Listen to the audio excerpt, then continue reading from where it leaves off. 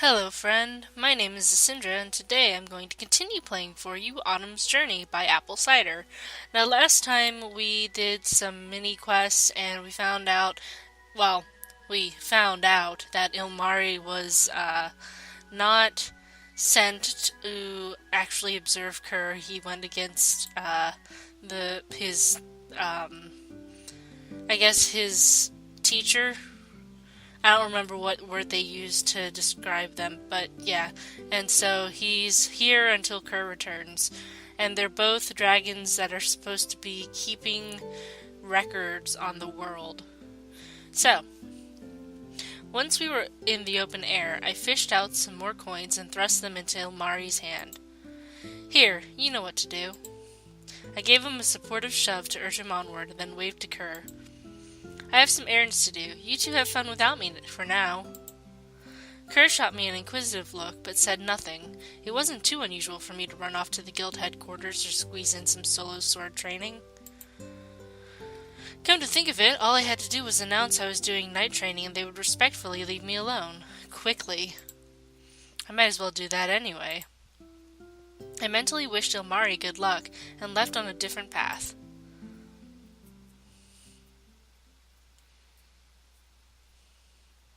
Ugh, my shoulders hurt, my back hurts, my everything hurts. I flopped down onto the bed of my assigned room. I groaned and rolled over, staring vacantly at the ceiling. I'd spent the rest of the afternoon training with some real knights, and now my thoughts drifted to Kerr and Ilmari. I wonder how their conversation went. I glanced out the window, which provided a nice view of the gardens and the dark blue sky. Should I check up on them? Grabbing my blanket to use as a shawl, I exited the lodge and took a stroll in the garden. They would usually be here. Sometimes Kerr slept in the trees while Ilmari nestled by a trunk. After some more searching, I was about to give up when I spotted a leg by one of the trees. Remaining quiet, I tiptoed over and saw Kerr sleeping peacefully against the bark. Aww. Look at the cutie pies. Beside him was Ilmari, his head leaning against Kerr's shoulders. I guess it worked out. It was then that I noticed how cold the air felt against my cheeks. Many of the trees were half bare and leaves piled up on the grass. A subtle crisp freshness lingered with each breath. It was definitely autumn. Are they getting cold? I did not want to disturb them, but decided to leave my blanket. After I knelt down, I carefully spread it out and was about to drape it over their bodies. However, Kerr stirred. As he sat up, Ilmari slipped off his shoulder and fell back onto the trunk. Sorry, I didn't mean to wake you two. Ilmari groaned and then rubbed one eye, giving Kerr a pouting glare. Ow, what was that for? He trailed off when he spotted me. Kerr clicked his tongue in embarrassment. What are you doing here? I wanted to see if you two were all right or if you were getting cold. Ilmari lowered his eyelids in disappointment. That's all? Huh? For a second, I thought you were going to join us. I dropped the blanket hastily and jumped back, waving my hands frantically in front of me. No, I was just checking up on you. Heavenkind don't, engage in snuggling with friends. But we've been with you for quite some time now, and the fact we've never bonded feels like we're distant. My eyes darted between them hesitantly. Does it really feel like that? Kerr glanced down, saying nothing, while Ilmari gave me a pleading look. After some vacillation, I sighed and grabbed the blanket before taking a step towards them. Fine, but just for a little while. I turned around right as Ilmari shuffled out of the way to give me room to sit down between them. I don't plan to stay here all night. I trailed off as Ilmari leaned back against the tree, close enough that his arm gently grazed mine. My shoulder reclined against Kerr, who had one leg sprawled straight and another tucked in. So, I guess Ilmari talked to you earlier, Kerr? Yeah, for a little one, he sure carried a lot of resentment toward me. There was a small groan of protest from Ilmari's lips. I'm older than you. It was obvious he had heard our talk, but he was too tired to join the conversation. I chuckled. It smelled like he was the only one hiding something. Really now? What would you reluctantly like to admit to me this time? Shut up. I stuck out my tongue to show I was just teasing him. Sorry, so what is it? He closed his eyes and grit his teeth, and I could hear him inhale deeply. I could have returned earlier if I wanted to. The curse was offered to be lifted a while ago. Wait, you can turn back into an earth dragon any time? Yeah, although I need to visit an altar first since my master still has to remove the curse. But if I do, I won't be able to assume heavenkind form without Master Bedrill's help. Unlike Ilmari, I didn't bother learning the transformation spell. And of course he probably won't transform me a second time, not after I refuse to return right away. Wait, so both of you are in huge trouble now? He suppressed a chuckle. Something like that. Then why aren't you going back? There's no reason for you to stay here anymore. Aura. I'm not returning until Ilmari is satisfied learning about heavenkind culture, and until you become a knight. I want to see it, you as a real knight. My heart leapt up in my chest, and my lower lip quivered. Kerr, you really care about that? My dream? It's important to you, right? Kerr. I leaned over and embraced Kerr, genuinely touched. I sensed his arm hovering awkwardly around me. What is this parasitic gesture? What are you doing? It's called a hug. Heavenkind used it to express affection between friends. And right now I'm really, really happy. I'm probably gonna cry. Please don't cry. I never know how to act when that happens. And what does one do in reply to this hug? He usually hug back. I felt his arm waver before they enveloped my upper back. We remained in this position for a few minutes. Kerr gently nudged my forehead with his before pulling away in embarrassment. I adjusted the blanket to make sure Ilmari was comfortable. You guys, I don't want you two getting into more trouble because of me. It's our decision. It's not like we'll get reprimanded further. Blah, blah, blah, blah. We'll remain with you until you return to Barry, at least. Thank you. It felt strange, just the notion of them leaving seemed far off, and I realized I had never really thought of it until now. I closed my eyes and nestled against Kerr's arm, with one hand rested on Ilmari's shoulder. These two, both are wonderful friends. I let out a small chuckle as my eyes drifted between their sleeping faces. How did these two become so close in my heart in such a short time? I let out a happy sigh, extremely thankful that I had met both of them. I guess I could remain here a few more minutes.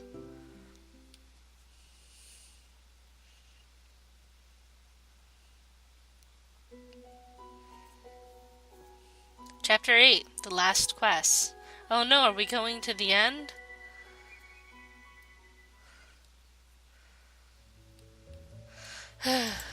Once again, I stared at the bulletin board, trying to find something, anything. I could tell it was nearing the end of fall because the herb gathering postings were gone, along with the farm help. I want to be a knight before the postings are all requests for shoveling snow. Come on, something, anything. Another battle tournament? No, if I give in to that, Kerr wins. It was then that I noticed a posting that recruited both knights and knights in training. I hastily snatched it up, almost knocking down the other postings in my rush. Another escort mission. Haven't done that since we left Barry. Merchant Ventures. Name sounds familiar. It's a delivery to Norvale. That's pretty far. Swaying back and forth, I weighed my options. On the one hand, it was a good opportunity to mingle with real knights. On the other, it meant leaving Oliver. I wondered whether my friends would be up for another long journey. I reread the posting multiple times before zeroing in on the deadline. Pretty soon. I don't like making snap decisions without Kerr and Ilmari's input first. Maybe if I hurry, I could... The receptionist, who leaned over with one elbow on the table, raised an eyebrow, amused by my indecisiveness. I showed the posting to her, hoping for a second opinion. What do you think of this? Ah, this one. It'll definitely earn you some points towards your graduation to knight status. I don't remember her voice, or their voice, so... You're pretty close, too, and this is a high-ranking request, actually. You know, if you accept that posting, you'll most likely be knighted. I slapped the posting down on the counter. Done. She accepted the paper and gave me a smaller note with directions, a meeting time, and names.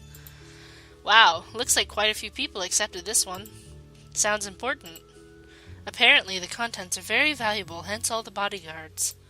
There was something nagging at me, but the excitement of accepting such a critical task made me giddy. I practically sprinted out of the guild in the direction of the gardens, hoping to find Kerr and Omari there. To Norvale, huh? I don't know, Arlie. Yeah, it's a little out of the way, but it'll be a good experience, and we'll see a new town. I think they specialize in mining and all that. I'm sure the dragon altar there would be impressive. Not that you need to see them anymore, Kerr. I don't care either way. Ilmari? What was that merchant company again? Merchant Ventures. A dark expression flickered across Ilmari's face. Is that the same group we escorted when we left Barry? Oh, you're right! We did help them before. Are you concerned it'll be dangerous again? Don't worry, there'll be even more bodyguards this time around. However, Ilmari frantically shook his head as I explained. It's not that. When we escorted that carriage and when the box fell, I saw its contents. I'm pretty sure it was dragon remains. A tense atmosphere engulfed us, and it took me a moment to register everything. What? No, that can't be. Are you absolutely positive? And you didn't tell us or our masters? Keeping something like this secret is... Hear me out. I know I shouldn't have remained quiet about it. At first I thought I was wrong. I've never stumbled upon dragon remains myself, and I'm not that familiar with Seraphes, but the feathers, the bones... I knew if I reported this to Master Kaya, we would both immediately be ordered back, even if I was just guessing. No exceptions. What if they're just chicken bones or something? I was selfish. I didn't want the journey to end so abruptly. My master was right. I wasn't ready to be a representative for dragonkind. If I hope to build a better relationship between our races, I shouldn't disregard acts like this. Kerr peered at me dubiously. You had no idea something like this was going on? None. I wasn't aware of this at all. I paused, realizing I treaded on delicate territory. Foul implications aside, is there something wrong about possessing dragon remains? Kerr and Ilmari stared at me as if I'd uttered a blasphemy in the church. I glanced down in chagrin. No one should be possessing dragon remains. What he means is, when a dragon dies, their body eventually returns to Ishtara. Earth dragons become the mountains, Urias become rivers and lakes, which is why we prefer to die in peace, where no one can find our remains. It's sacrilegious to disturb them, and any dragonkind that accidentally discovers them will immediately avoid the resting place. I highly doubt that Heavenkind's got a hold of those remains with the Dragonkind's blessing. No, a Dragonkind can't return to Ishtara if their remains are disturbed. So those people acquired the remains through furtive means. Maybe it was an accident? You did say even Dragonkind can stumble upon them. Maybe the merchants had no idea those belonged to a Dragonkind. Kerr glared at me accusingly. Are you defending them? What? No, I mean... I'm trying to make sense of this. I don't think my people would do something that disrespectful. At least I'd like to believe that. We don't have that much to go on. Now I can see why Ilmari was so hesitant bringing up the box's contents earlier. Too many questions and not enough answers. Everything regarding this was unsettling and ominous. I glanced down at my note and saw the place and time to meet the carriage. It'll be leaving soon. You're still accepting the quest? Aurelie, I don't want you getting involved with the merchant ventures. Please reconsider. Kerr placed a hand on Ilmari's shoulder. Let her do what she wants. I didn't say I would. I'm going to see if I can check the contents. Since Omari isn't 100% sure that even he saw a dragon remain, right? He nodded meekly. I want to think I didn't. Then let's stop speculating and get some clear answers. I'll go. But what if the cargo isn't the same? The carriage is recruiting quite a few knights and senior knights in training, so the contents should be important. It's possible that they're the same. What would Heavenkind want with dragon remains anyway? Wait here. If you accompany me, I'll definitely attract attention. I'll be back shortly. Maybe that's why the merchant who hired us in Barry was so nervous. He was being guarded by Dragonkind. Ilmari appeared distraught by the idea of me going, while Kerr simply nodded to encourage me. Don't take too long. Right, leave it to me. Ooh, pretty. I broke off from the group and quickly left for the location indicated on the note. It said to meet just outside the city by one of the fields. I spotted a 2-horse carriage with the Merchant Ventures sign etched on its side. There were only a few people outside the carriage chatting, so I knew I had arrived early. Discreetly, I approached the other side of the vehicle and peered through the window. Sure enough, there was a long, ornate box, similar to the one that we had escorted to Oliver. My fingers grazed the handle of the carriage door. I gave it a gentle tug, but it refused to budge. Foiled already. As I pondered on whether I should find an alternative, someone grabbed my shoulder. I whipped around, my hand rising to my hilt impulsively. It was an older man with short peppered hair and a sword at his hip. He frowned at me. What are you doing here? I pulled out my crumpled note. I'm a knight in training who joined this assignment. After examining me and my badge, he nodded curtly. Then you should properly act like one. Looking suspicious will get you instantly dismissed from the task. Eep, I was just curious. I'm sorry, being a knight in training and all. Then take your position. We will be leaving on our client's orders. We dispersed, and I glanced back at the city walls, fighting the urge to return to my friends. If I left now, I would be removed from the mission anyway, and I still hadn't seen what the cargo held. I would have to carry out my duty, at least until I had another opportunity to check the box. Sorry, Kerr, Ilmari, this will take longer than I anticipated. Eventually, more knights, roughly 7 of them, and the merchant client, who I'm overheard was called Dervishi, gathered around the carriage. Finally, the coachman hoisted himself onto the perch. I knew we would be setting off in a few minutes. I hope Kerr and Ilmari don't think I'm deserting them. I anxiously looked back, but as the horses trotted, I forced myself to follow the group. It was in a desperate attempt. I tossed the note on the ground, even though I'm pretty sure the chances of the boys finding it were slim. Not like I had any other method of communicating with them. I lingered behind, my eyes darting from one knight to the next. They were all in uniform. Their breastplates shone brilliantly, and they each had a trusty weapon on their hip or strapped to their back.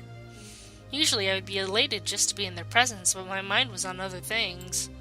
The city of Oliver vanished from sight as we entered the northern forest.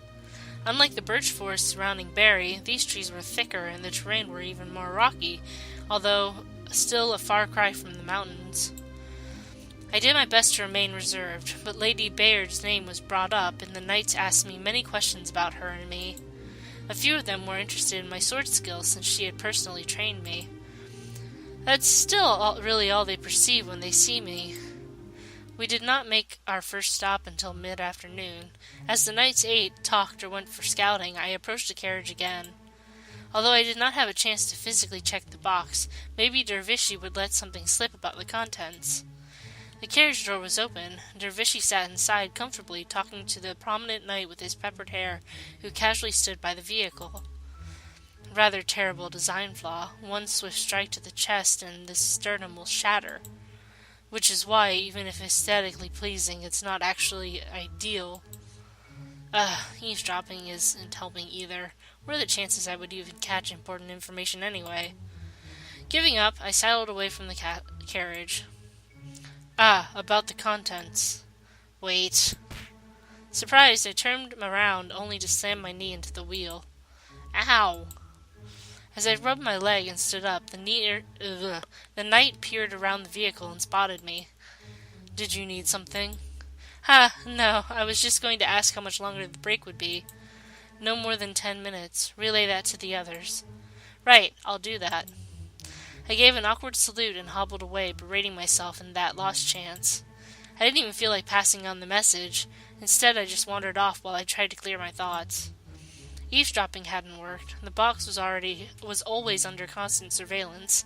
I doubted asking directly would help. It's harder than it looks. The bushes beside me rustled, and I automatically drew my sword and pointed at the leaves. I heard a small cry of protest. Your reflexes are scary. It's just me." I blinked and lowered my sword. Ilmari crawled out from under the bush and grumbled, brushing dirt off his clothes indignantly. "No wonder Kura made me contact you first." I heard a chuckle from not far from Ilmari, and Kura emerged from behind a tree. I sheathed my sword, feeling the tension leave my body. "You two, how did you find me? Did you get the note?" "Note?" Ilmari glanced at Kura, who shrugged.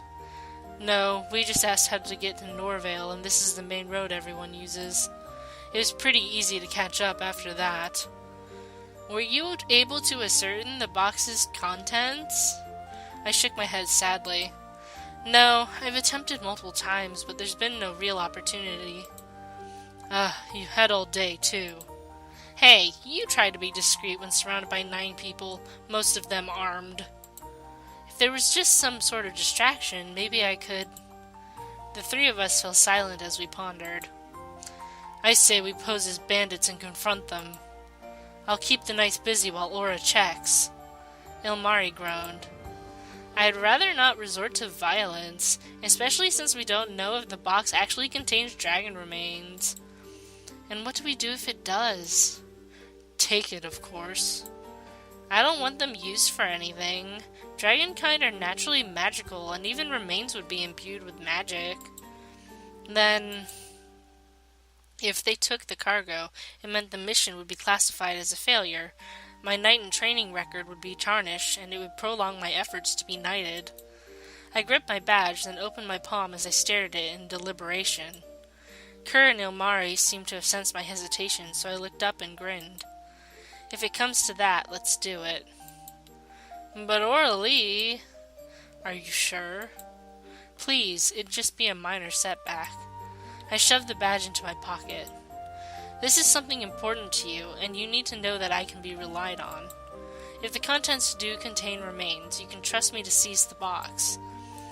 "Thank you." "So what non-violent distraction do you two have in mind?" "I'm out of ideas." "Of course. Ilmari, how versatile is your magic?" I could create a thick fog. It'll limit their vision and you can sneak around better." "I can throw in a tremor here or there to slow them down." About that. Kerr, we'll have to avoid using earthquakes. They frighten Aurelie." I cringed, not wanting that to be blurted out openly. Kerr stared at me in shock, followed by remorse. "The whole time? I had no idea." "It's fine, Kerr. I didn't want to bring it up. It's just something that happened in the past, and this is not the time nor place to discuss it. Ilmari, we'll go with the fog distraction. Kerr, I'm sure you can think of something that'll frighten the knights without causing jolts. Vision will be limited, and we can't hear as well as you two." Just as I said that, their ears perked up. Both of them glanced toward the direction of the carriage. "They're leaving soon. You better return." "Kerr and I will run ahead to set our trap." "Right. Be careful." I immediately jogged back and took my position beside the horses.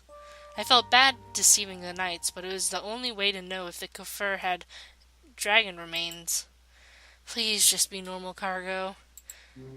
We will find out if it is next time.